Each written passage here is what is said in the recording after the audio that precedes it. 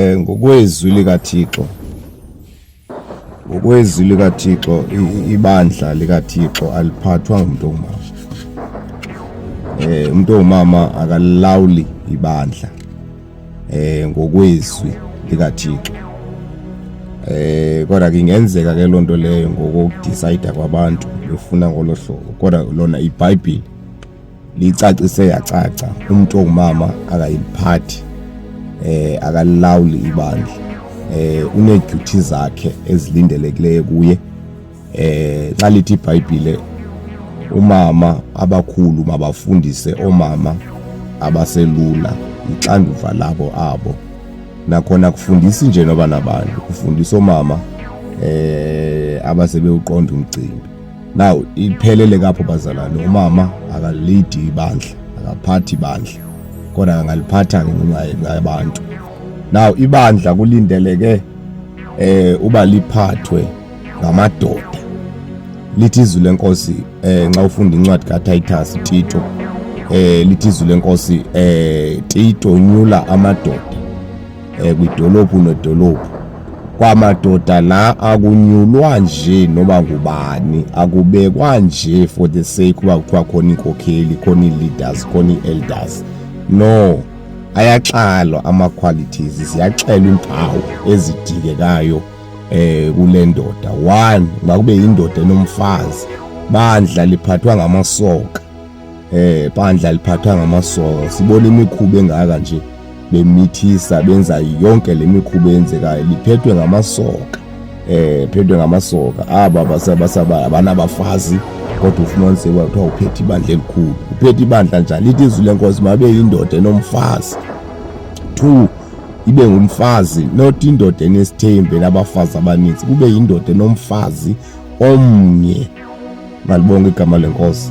Kwamfazi lo kungabi nje ube nomfazi nje kanti uyindlavini, uphethe umfazi kakubi, awuyazi uba uphathwa kanjani umuntu ongumama, uyamhlakathelisa iboy yakho into nje. Lithi izwi lenkosi okwaziyo ukuyilawula, zibonakala iquality zakhe, oba uleader ubonakala ekhaya endlini, uqala kwakho endlini ukulida phambi koba uyolida endlini kaThixo.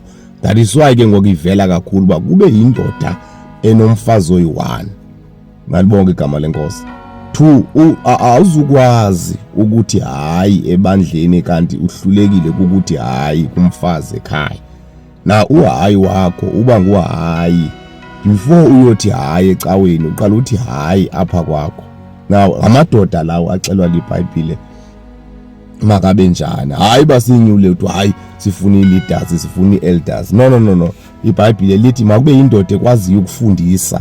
Kube akunyulwa nje indoda ngoba inemali, akunyulwa nje ngoba kubona indoda ingathi inemali eninzi kuthiwa mayithathe ibe yi-elder yebandla. No, makube yindoda. Namhlanje sibona amankazana aphethe amabandla, sibona amasoka aphethe amabandla, sibona omama baphethe amabandla. That is why sinale mess sinayo, because ingxaki iqale ekhaya. Akwenzeka kakuhle, iqale emveni kokuba wathathwa awobekwa wabiswa phambi kwabantu because ufundile, because unemali, because unodumo, because uzalwa yifamily ethile. Ayihambi ngolo hlobo. Indoda eyintomalindele uba makaphathe ibandla yindoda enomfazi oyi-1, ehlonitshwayo yindlu yayo, ekwaziyo ukuphatha umfazi, ekwaziyo ukukhuza. Awukwazi ukukhuza uhluleka ukukhuza ekhaya, unokukhuza ecaweni uhluleka ukukhuza ekhaya.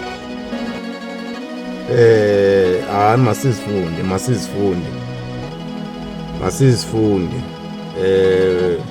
Ndakushiya apho eKrente ngenjongo yokuba umisele izinto ngendlela efanelekileyo, ngakumbi ke ukuba umisele amadoda amakhulu kuzo zonke iidolophu ngokomyalelo wam kuwe. Yiyo ke lo miyalelo. Indoda leyo mayibe ngumntu ongenabali, oyindoda enomfazi omnye, sentshiye, eyindoda enomfazi omnye. Ungathiwa ibe nomfazi ke kuthethwa ngemale, ayikwazi ifemale ibe nomfazi. Kungathiwa ime yindoda enomfazi omnye kuthethwa ngemale. Indoda enomfazi omnye.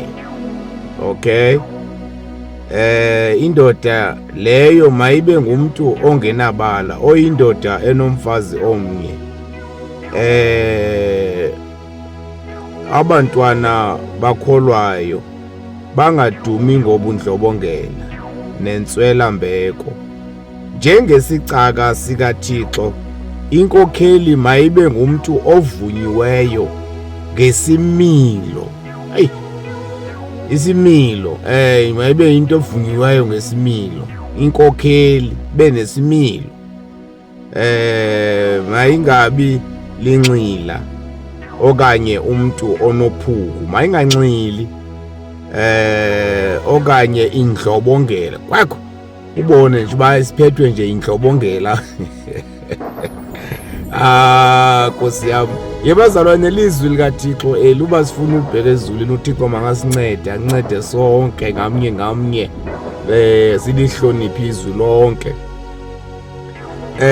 Kodwa ke makabe nobubele, ingabi ngumntu olithandamali. Eyi, mayingabi ngumntu, inkokheli mayingabi ngumntu olithandamali. Ngeke umkhonza uThixo uxabisa imali phezulu. Zinintsi izinto ezawubhudana nazo. Ithi izwi lenkosi, inkokheli mayibe yindoda enomfazi oyiwa, engumntu ongathandi mali. Ngeke ukhonza uThixo ukhonze nemali. Malibonke igama lenkosi. Zimbini, uyawutshuza imali uyeke ukhonza uThixo. Zininzi izinto oyawuziyeka ngenxa yobufuna imali wena uzange ufuna uThixo apha. Kodwa ke makabe nobubele, thanda abantu, abe nobubele, ayithande into entle. Ngeke ukhonze ebandla ungayithandi into entle. Kufuneke nje into entle uyithandele isiqu sakho, uyithandele ibandla likaThixo lapho ukhonza khona, kwindawo othi noba ingangumkhukhu, kodwa uthi noba unje kodwa mawubonakala uba unento usisa, ukuze uThixo sikwazi uyosibeka kwindawo engcono kunale, masixabise le sihlala kuyo. Ayithande into entle, angayithandeli yena yedwa, ayithandele nabanye abantu. Yinkokheli ke leyo ecelwayo apha ezwi, ingabi yindoda nje kodwa ibe nazo ezi mpawu. uThixo makasincede ke. Kodwa ke makabe nobubele, ayithande into entle, abe ngozinzileyo ngengqondo, abe ngozinzileyo ngengqondo, ongenamkhethe, angakhethi abanye, athanda abanye, azonda abanye. Kokwankokheli njalo ilithanda abanye abantu, abanye abazonda, inegruphu yayo ixabisa abantu. Lithi izwi lenkosi, angabi namkhethe, thanda abantu bonke, ngabantu bedalwe nguThixo nje.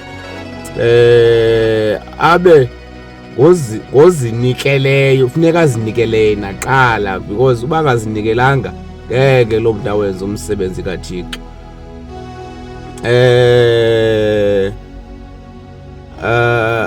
Ongenamkhethe, abe ngozinikeleyo, ezoyisa. Hayi, ngumntu kaloku naye asongelosi, zikhona izinto ezafuna ukumxaka but azame ukuzoyisa.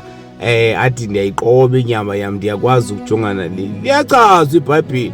Awuvele uvuke nje uthi andiyinkokheli, nali izwi likaThixo. Hayi, masiqhubeke nayo. Abe ngozinzileyo, ezoyisa.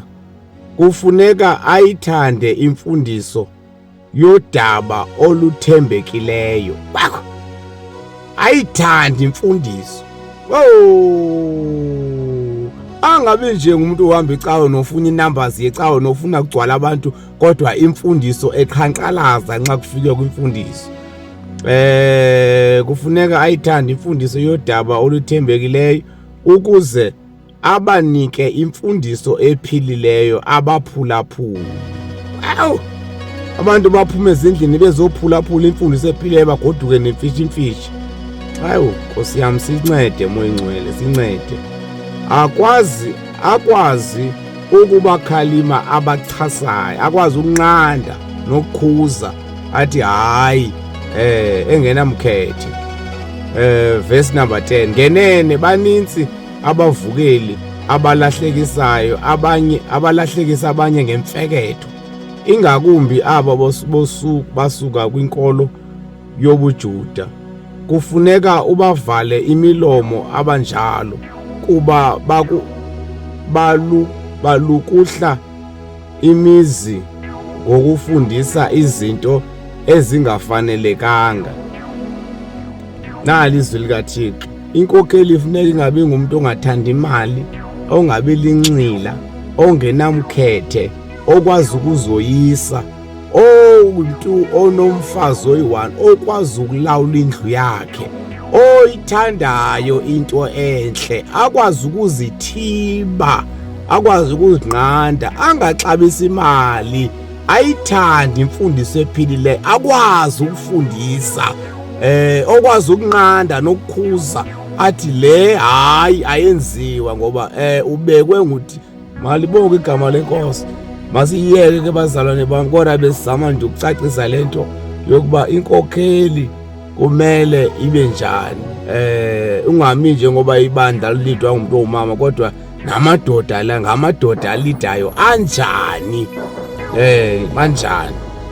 Sisengxakini ngoba sisenkingeni, ilizwe libheka le icawa zisathembakalanga, abantu sebexake ngoba kaloku kwatshintsha izinto ezicaweni, kufuna i-numbers. Abantu boyele kakhulu kwinto zezwe. Naw bathi bangafuna uguquka zitshintshe inkokheli zithi kwayo hayi sawubathini maziyewe kuba kwavula zibhuqe. Inkokheli mayibe ngumuntu okwazi ukunqanda, ikwazi ukuzithiba, ibe ngumuntu okwazi. Malibonke igama lenkosi.